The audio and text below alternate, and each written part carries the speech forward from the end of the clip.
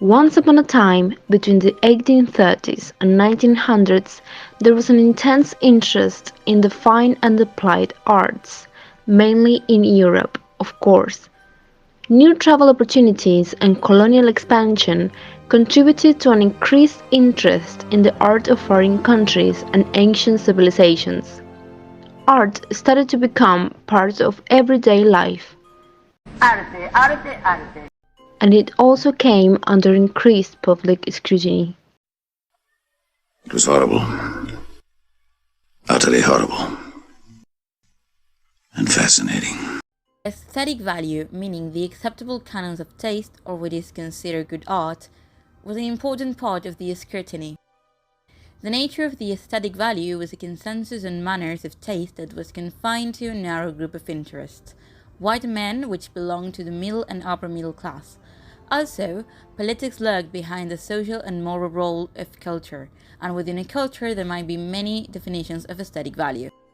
For the Victorians, the primary function of art was to socialize individual readers or spectators into the moral values of their culture, meaning that art should be accessible. The Victorians tended to judge a piece of art in terms of its ability to embody real life. Realism was the mode of writing or pictorial art which they valued the most. They established art institutions to shape and control public taste.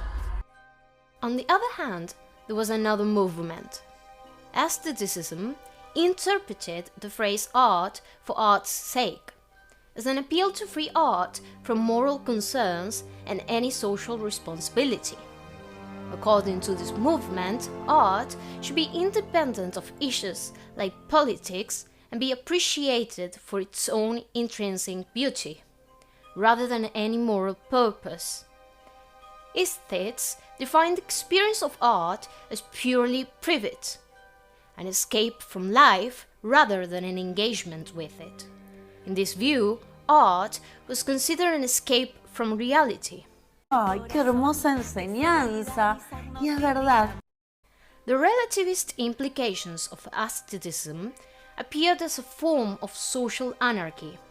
The stress on the importance of individual judgment, meaning the individual as the sole arbiter of the quality of an aesthetic experience.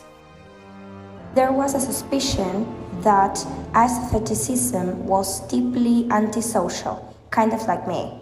This theory was fueled by their most prominent advocates, Swinburne, Pater, and Wilde. In the last decade of the 19th century, these suspicions were publicly played out in a literary movement known as the English Decadence. This movement implied that art was linked to illicit experiences, such as morbid sexual fantasies. No, esto ya es demasiado.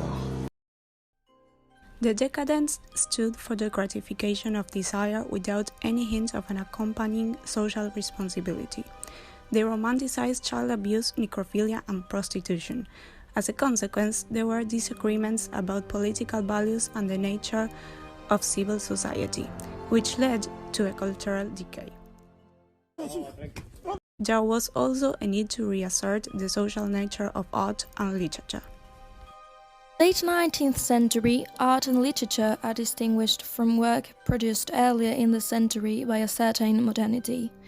To put it differently, the rejection or disapproval of high Victorian values, which we may find in movements such as aestheticism and the decadence, is associated with the modernist movement and with the diversity of 20th century art forms in general. Besitos, besitos, chao, chao.